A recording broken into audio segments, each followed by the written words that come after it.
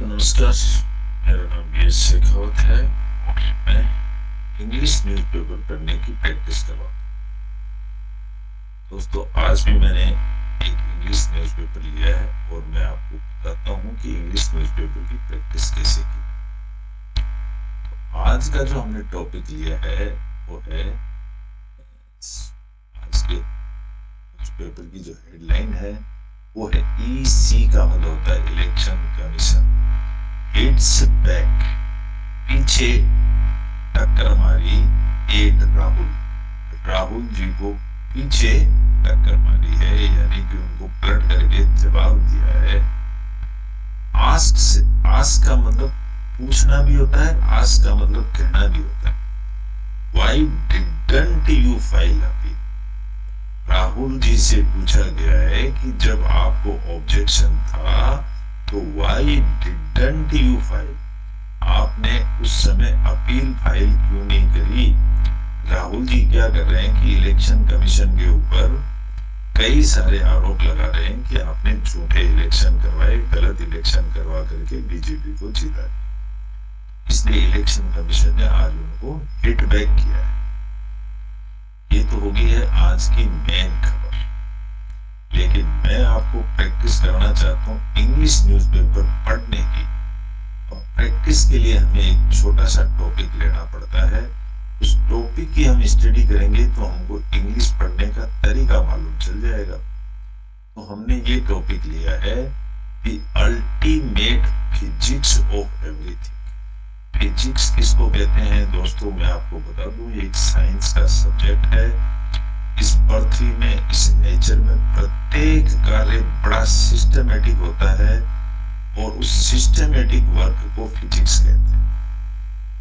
Physics का मतलब एक नापा तुला नियम से काम होने वाला, उसको फिजिक्स कहते हैं। उससे इसकी हेडिंग है the ultimate physics of everything. प्रत्येक चीज की फिजिक्स क्या है इस नेचर के। अब इसको लिखने वाले हैं के.एम. गुप्ता। के.एम. गुप्ता का मैं परिचय दे दूं तो ये एक जर्नल है। प्रोफेसर गुप्ता है जो authored 28 books and 120 papers and it is the editor in chief of 2 journals। 2 अखबारों के एडिटर इन चीफ है। तो इसका मतलब अपन मान सकते हैं, देख सकते हैं कि इनको बहुत ब्रॉड माइंड होगा, इनका बहुत नॉलेज होगा, बहुत एक्सपीरियंस होगा। तो उसको हम शेयर कर रहे हैं। आज ये इस टॉपिक में क्या लिख रहे हैं इसको हम स्टडी करेंगे। हमारा एक उद्देश्य तो ये है कि हमको एक नई चीज सीख मिलेगी। दूसरा उद्देश्य ये है कि हम इंग्लिश न्यूज़पेपर को पढ़ने की ट्रिक्स समझेंगे। इंग्लिश टू हिंदी ट्रांसलेट कैसे करते हैं, इंग्लिश न्यूज़पेपर को पढ़ने की क्या ट्रिक है, वो ट्रिक मैं आपको यहाँ बताऊँ। मैंने इस टॉपिक को यहाँ कॉपी पेस्ट करके माइक्रोसॉफ्ट वर्ड में लिख दिया है समझने और समझाने के लिए। यहाँ मैं आपको एक ही चीज समझाऊंगा कि लंबे लंबे सेंटेंसेस को छोटे छोटे टुकड़ों में तोड़ के पढ़ना। उससे क्या होगा कि हमारे पढ़ने में रुकावट नहीं आएगी और हम कंटिन्यूस पढ़ते चले जाएंगे और मीनिंग ऑटोमेटिक हमारे दिमाग में आना चला जाएगा। अब वो सेंटेंस के टुकड़े कैसे किए जाते हैं, यही एक सबसे बड़ी कला है। ये मैं कला आपको बताना चाहता हूँ। तो आज के इस टॉपिक की जो हेडलाइन है the ultimate physics of everything, ये मैं आपको डिस्कस कर चुका हूँ। यहाँ से सेंटेंस पैराग्राफ शुरू होते हैं और यहाँ से सेंटेंसेस भी शुरू होते हैं। तो यहाँ से अगर सेंटेंस हम पढ़ते हैं तो टुकड़े कैसे करना है, सब्जेक्ट और वर्ब को मेल मिला करके टुकड़े किए जाते हैं। तो यहाँ हम देखेंगे द एसेंस ऑफ एवरीथिंग, ये छोटा सा टुकड़ा। प्रत्येक चीज का एसेंस यानी सार। इज स्पेस, स्पेस का मतलब होता है अंतरिक्ष, ब्रह्मांड। प्रत्येक चीज का सार ब्रह्मांड है। It is the foundation and cause of all things, यही सारी चीजों का कारण है। क्या है? स्पेस, ब्रह्मांड ही सारी चीजों का कारण है। यहाँ सेंटेंस कंप्लीट नहीं हुआ। एग्जिस्टेंस यानी टिके रहना, itself is merely a tenant, बस यही रुक जाए। itself is merely a tenant, tenant का मतलब होता है किराएदार। एग्जिस्टेंस का मतलब ये जो स्पेस है ये भी itself खुद भी merely a tenant टिका हुआ है। merely यानी केवल, टेनेंट किराएदार है ये। at the will of space, sorry यहाँ पर ये एग्जिस्टेंस के लिए बोला गया, यहाँ पर एग्जिस्टेंस सब्जेक्ट हो जाता है, तो एग्जिस्टेंस को ही itself, existence is merely a talent.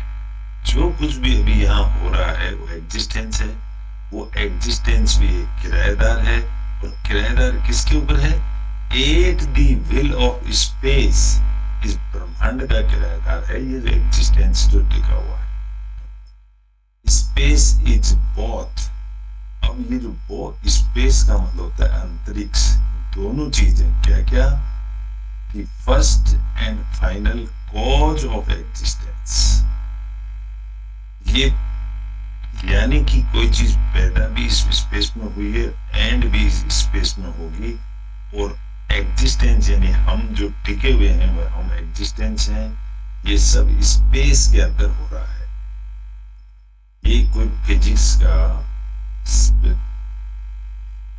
Clarification है, यूं समझ लीजिए, उसकी ट्रिक्स हैं वो ये बताई जा रही है, उसका पहलू बताया जा रहा है। Space is originally A dimensional.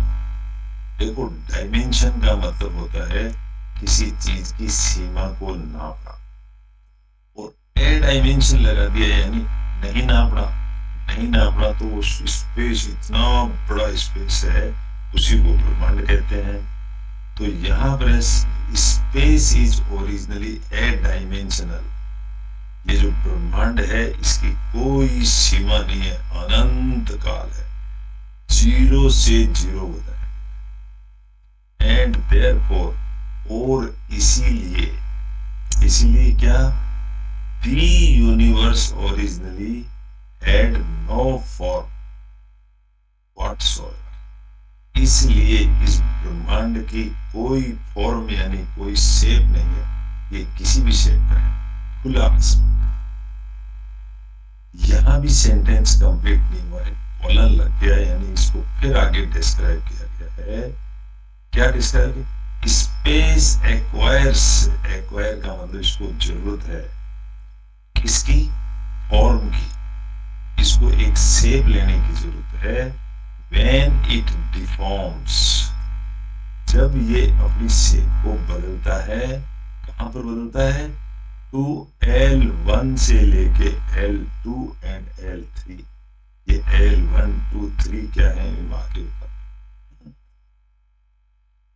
Big bang.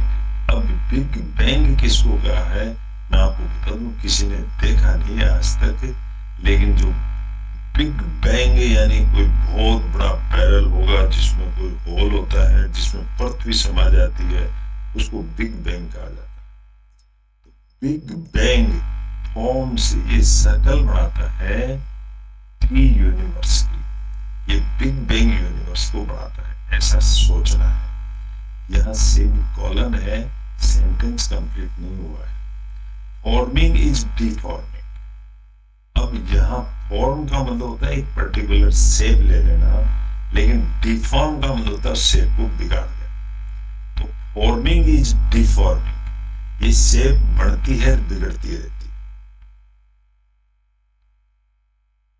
है। इन फॉर्मिंग, जब ये शेप बनती है, the original A dimensional space deforms, उस समय जो ए डायमेंशनल स्पेस है वो डिफॉर्म का मतलब कुछ उसकी शेप सही होती है। डिफॉर्म का मतलब होता है कोई अच्छी शेप बनाना। अबाउट 5%, 5% के लिए एवरीथिंग इज डिफॉर्मिंग, प्रत्येक चीज की कोई ना कोई शेप होती है, फॉर्म यानी शेप।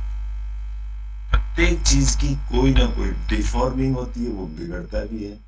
प्रत्येक चीज डायमेंशनिंग ऑफ फॉर्मलेस स्पेस, वो कोई ना कोई शेप लेती है, फॉर्मलेस, उसकी कोई शक्ल सूरत फिक्स नहीं होती। अब यहाँ भी L1, L2, L3 जो बताए गए हैं, L1 इज टाइम बताया गया है, L2 इज माइंड और इंटेलिजेंस बताया गया है, एंड कॉन्शियस बताया गया। Mind, intelligent and conscious L2 है, और L3 इज मैटर। मैटर मतलब मेटेरियल, मेटेरियल यानी जो भी पृथ्वी पर मेटेरियल है वो सारा। Gravity is ब्रेकेडेंस। ग्रेविटी जो है इसकी ब्रेक यानी टूटती रहती है, ब्रेकेडेंस, टूटने के लायक। यह सेंटेंस कंप्लीट है। बिकॉज ऑफ बिग बैंग, अब जो बिग बैंग बनने का जो कारण है, इज पीरियोडिक ओस्टर्स। पीरियोडिक का मतलब होता है समय के अनुसार, और ओस्टर का मतलब होता है अनुसार। तो एक बिग बैंग जब बनता है तो उसका कोई समय आता होगा, तब बिग बैंग बनता है। The base and cause of all energy, और इसी को बिग बैंग को the base and cause of all energy, सारी ताकत की जड़ यही है। द 3D यूनिवर्स, अब जो हमारा ब्रह्मांड है जिसको 3 डायमेंशन में है, इज 5% डिफॉर्मेशन, ये 5% शेप है of the original dimensional space. Original का ये सिर्फ 5% ही है, तो 95% कहाँ है किसी को पता नहीं। न्यूटन्स थर्ड लॉ, ये एक टुकड़ा है न्यूटन का जो तीसरा नियम है ऑफ मोशन, मोशन का। Is creator of the world, ये संसार को बनाने वाला नियम है। Forming, deforming and dimensioning agent of space, और यही जो न्यूटन का तीसरा नियम है, forming, deforming and dimensioning agent of space है। एज एवरी एक्शन पॉजिटिव है, जैसा कि प्रत्येक एक्शन होता ही है, has its equal and opposite reaction. अगर कोई भी एक्शन होता है तो उसके खिलाफ रिएक्शन जरूर होता है, यानी पॉजिटिव तो फिर नेगेटिव भी हो। Everything in the universe is virtually zero. अब जैसे कहते हैं ना कि कोई भी चीज शून्य में समा जाती है, वही नियम यहाँ लागू होता है। Everything in the universe is virtually का मतलब होता है वास्तव में वो जीरो ही है। पॉजिटिव, पॉजिटिव, नेगेटिव सब जीरो है। तो इसका मतलब जो भी पॉजिटिव और नेगेटिव मिल करके, दोनों मिल करके जीरो बनती है। This zero is space without circumscription. Circumscription, ये जो जीरो स्पेस है, विदाउट सर्कमस्क्रिप्शन, सर्कमस्क्रिप्शन का मतलब होता है घिरा हुआ। ये जो स्पेस है जीरो चीज से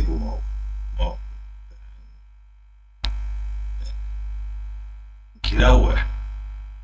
everything in the world is zero, प्रत्येक चीज जो संसार में है सब जीरो मान के चलना पड़ेगा। दैट इज स्पेस, उसको स्पेस कहते हैं। 8c the cosmic speed limit. अब यहाँ पर एक चीज आती है c की कॉस्मिक स्पीड लिमिट क्या है? ये ऑब्जर्व यानी चेक की गई है, and observations all three becomes one and space becomes additional again। यहां अगर आप देखेंगे तो ऑब्जर्वर यानी कोई देखने वाला है। ऑब्जर्व का मतलब होता है क्या चीज देखी, एंड ऑब्जर्वेशन किसी चीज को देखना। ऑल थ्री बिकम्स वन, ये सारी चीजें एक ही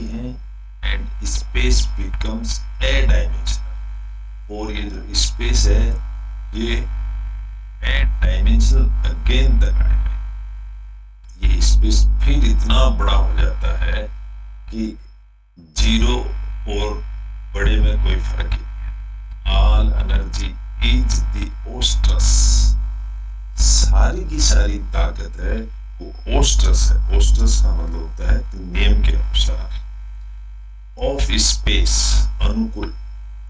ऑल पॉजिटिव एनर्जी, जितनी भी पॉजिटिव एनर्जी है इन दी यूनिवर्स, इस ब्रह्मांड के अंदर, इज ऑलवेज कैंसिल्ड, ये सब कैंसिल्ड हो जाती है by an equal amount of negative energy.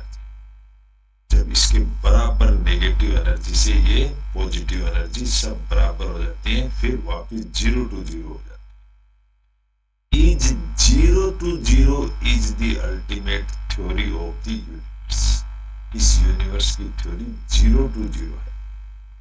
So the simple zero is the theory of everything, इसलिए कहा गया है कि ये प्रत्येक चीज की थ्योरी जीरो है। Zero and space are identical. अब जीरो कहो या स्पेस कहो एक ही बात है। Zero equal to space, zero को स्पेस कहा गया है। ए डायमेंशनल स्पेस, डायमेंशन का उल्टा ए डायमेंशन होता है जिसकी कोई डायमेंशन नहीं होती, ऐसा space is the basis of all, ये सारी चीजों का बेस यही है। Space is the first and last cause, पहला और आखिरी कारण स्पेस ही है। इट क्रिएट्स, ये पैदा करता है, क्या पैदा करता है? All by splitting. स्प्लिट का मतलब होता है अलग अलग करना हर एक चीज को, as the referent and referred, जो अलग हो गया उसको और जिसको अलग होना है सबको उसको। Things exist only, things exist, चीजें टिकी हुई हैं only as the referent and their opposite.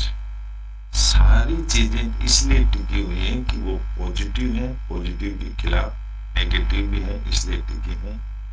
Be referred, referred का मतलब किसी चीज का रेफरेंस लेना। टाइम इज L1, यहाँ पर L1 को टाइम लिया है। Consciousness, intelligence, mind and all energies are L2, ये सारी चीजों को L2 लिया गया है। मैटर एनर्जी इज L3, जो ये मिट्टी सामान जो है वो मैटर एनर्जी कहलाता है। डिस्टॉर्शन, डिस्टॉर्शन का मतलब होता है तोड़ मरोड़ कर देना, या सब्जेक्ट है ये makes the surface of space undulating. ये जो डिस्टॉर्शन है ना, डिस्टॉर्शन मैक्स बढ़ाता है, मैक्स बढ़ गया तो डिस्टॉर्शन का मतलब तोड़ मरोड़ जो चीज है वो बढ़ाती है द सरफेस ऑफ स्पेस, इस स्पेस की सरफेस को अनडुलेटिंग। अनडुलेटिंग का मतलब होता है लहरदार, डुलेट का मतलब तो शांत होता है, अनडुलेट मतलब लहरदार, कहीं पहाड़ बना देती है। Gravity is the through of the undulating, ये जो ग्रेविटी पैदा होती है ये अनडुलेटिंग की वजह से पैदा हो रही है। डिस्टॉर्शन इज नेग्लिजिबल, नुकसान या तोड़ मरोड़ है वो नेग्लिजिबल है। 5%, 95% इज ए डायमेंशनल, ये 5% से 95% इस ए डायमेंशनल को पता ही नहीं चलता है, कई नुकसान, टूट फूट, डिफॉर्मेशन होती है। डिस्टॉर्शन टेक्स प्लेस, ये डिस्टॉर्शन कब होता है? डिस्टॉर्शन का मतलब ऊबड़ खाबड़ तोड़ मरोड़ कब होती है? when space is at its periodic austerus, जब ये जो स्पेस यानी फुल ब्रह्मांड अपने समय कालीन के अनुसार हिलता है तब होती है। इस इसका मतलब समय, तो स्पेस भी, ये भी किसी शर्तीय नियम के अनुसार काम करता है। Universe is the result of this periodic oestrus, और यूनिवर्स यानी ब्रह्मांड इसी का कारण है, एंड इट्स पेन, और ये इसी के दुख है सारे। एट मेनोपॉज, मेनोपॉज का मतलब वैसे तो जो स्त्रियों का रक्त वाहिनी होता है उसको उसको बोला जाता है, लेकिन इसका मतलब होता है कि कुछ पुराने से चेंजेज होना, नया होना, उसको मेनोपॉज कहा गया है यहाँ पर। एट मेनोपॉज, जब कुछ नई चीज बनती है, space returns to its eight dimensional simplicity, तो उस समय स्पेस वापस अपनी ओरिजिनल शेप में आने की कोशिश करता है। रिलीजन इज द पोम्पोज एक्सप्रेशन, ये जो धर्म है हमारे, इसको पोम्पोज का मतलब होता है बढ़ा चढ़ा के एक्सप्लेन करके बताना। एक्सप्रेशन ऑफ रेस, ये हरेक रेस यानी जाति के हैं, नेशन यानी अपने राष्ट्र के हैं, एथिनिसिटी का मतलब होता है ये नैतिक, और ट्राइब का मतलब होता है कबीला। ए शो ऑफ मैग्निफिकेशन, मैग्निफिशियंस, ये एक मैग्निफिशेंस का मतलब एक महत्वपूर्ण शो है, एक ट्रेड है, एंड एक पावर है। ये चीजें शो करती हैं रिलीजियंस। ए प्रोसेशन डिस्टिंग्विश्ड, प्रोसेशन का मतलब एक कोई प्रणाली, कार्य प्रणाली। डिस्टिंग्विश्ड का मतलब होता है ये एक्सप्लेन करती है, भेद बताती है, बाय ओस्टेंटेशन। किस तरीके से बताती है? बाय ओस्टेंटेशन। ओस्टेंटेशन का मतलब होता है डिनाग्राम एंड स्प्लेंडर। स्प्लेंडर का मतलब भी होता है बहुत तेज प्रभाव वाली चीज। ए पिजेंट, और पिजेंट का मतलब होता है कोई बड़ा तमाशा।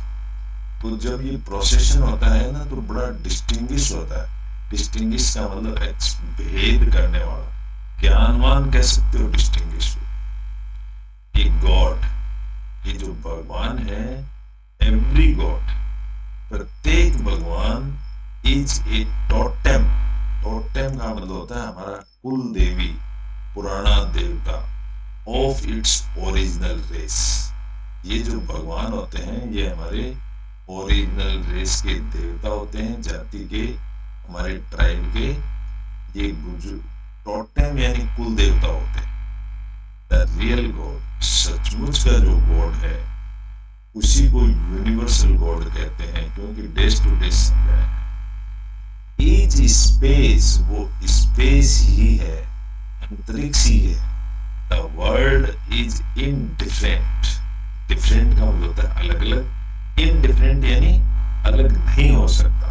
संसार इज इनडिफरेंट, मिला हुआ है टू ओरिजिनल गॉड से, ये ओरिजिनल गॉड से मिला हुआ है। ऐसा लोगों की सोच है, हम इसमें कोई ज्ञान बांट नहीं सकते, लेकिन अपने अपने ओपिनियन बता सकते हैं।